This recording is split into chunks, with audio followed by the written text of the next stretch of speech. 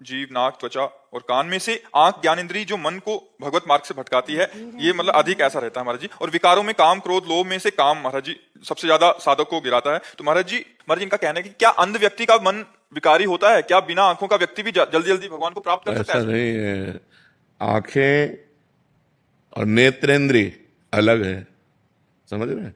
ये नेत्र गोलक है, इनमें जो पावर है देखने का नेत्रेंद्रिय है, वो बिना नेत्र गोलक के भी देख लेगी। देखो आप, जब आपके नेत्र बंद होते हैं तो स्वप्न में आप देखते हैं ना, सब व्यक्ति, वस्तु, स्थान, पदार्थ देखते हैं ना, वो कहां से देखते हैं? उस समय तो नेत्र बंद होते हैं, नेत्र गोलक बंद होते हैं।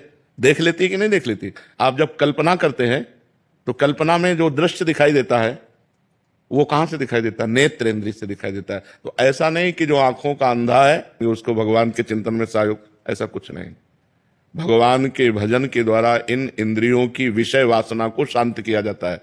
आपने 2 पॉइंट रखे, नेत्रेंद्रिय और काम अंतःकरण के अहंकार पर प्रभाव डाल रहा है। बाहर की इन इंद्रियों को फोड़ने तोड़ने से न ब्रह्म ज्ञान हो जाता है, न भगवत प्राप्ति हो जाती है। बात समझ रहे हो? इन सबका जो विकारों का प्रभाव कहां होता है? मूल समझो, अंतःकरण चतुष्टय है, बुद्धि, मन, चित्त, अहंकार। जो अंतःकरण में अहंकार है, इस पर सारे विकारों का प्रभाव होता है। अगर ये देहाभिमान गलित हो जाए तो भगवत प्राप्त हो जाए। गुरुदेव आप एक प्रसंग सुनाते हैं अपना ही, कि कोई आपने किसी 90 साल के बुजुर्ग से पूछा था।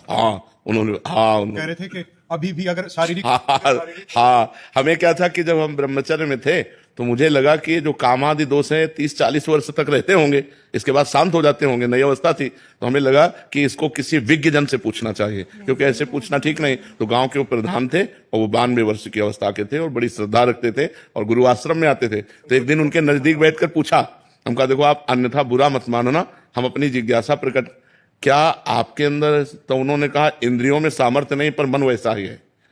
तो देखो, भजन के द्वारा ही से निर्मल किया जा सकता है, ना कि अवस्थागत या किसी इंद्रिय को भंजन करने से इसको विजय प्राप्त नहीं की जा सकती। विजय प्राप्त की जा सकती है भगवान के भजन से। जब हम नाम जप करते हैं, पवित्र आहार संयम से चलते हैं, धर्म पूर्वक आचरण करते हैं, तो हमारी इंद्रियां अचंचल होने लगती हैं। अभी चंचल है, हमारा मन स्थिर होने लगता है, शांत होने लगता है। और जहां मन और इंद्रियां शांत हुई तो निज सुख मिला। जहां निज सुख मिला फिर विषय आकर्षण नहीं होता। नहीं स्वात्मा रामम विषय मृग तृष्णाम भ्रमयति, आत्मा राम पुरुष कभी विषय मृग तृष्णा में भ्रमित नहीं होता।